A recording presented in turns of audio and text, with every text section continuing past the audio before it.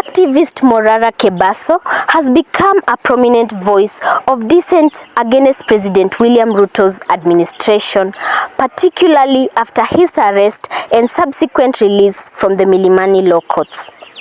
Upon his release, Kebaso made bold statements asserting that sio lazima huyu William Ruto afike 2027. Lakini kwani atafika 2027?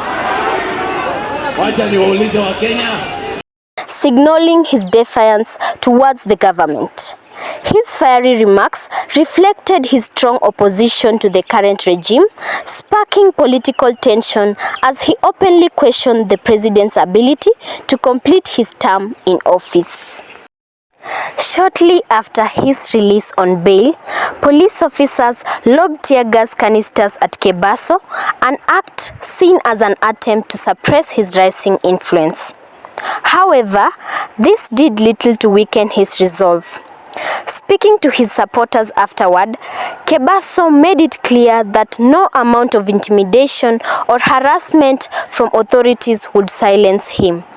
His message resonated with many as he vowed to continue challenging what he views as an oppressive administration, declaring, hawataweza kunyamazisha sauti yangu.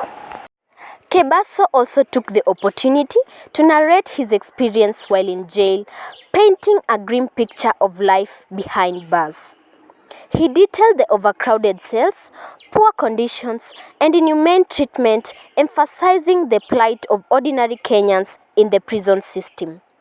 His ordeal has not only raised concerns about political persecution, but also brought to light the broader issue of prison reforms in Kenya. His time in detention, instead of silencing him, has fueled his commitment to fight for justice and reforms.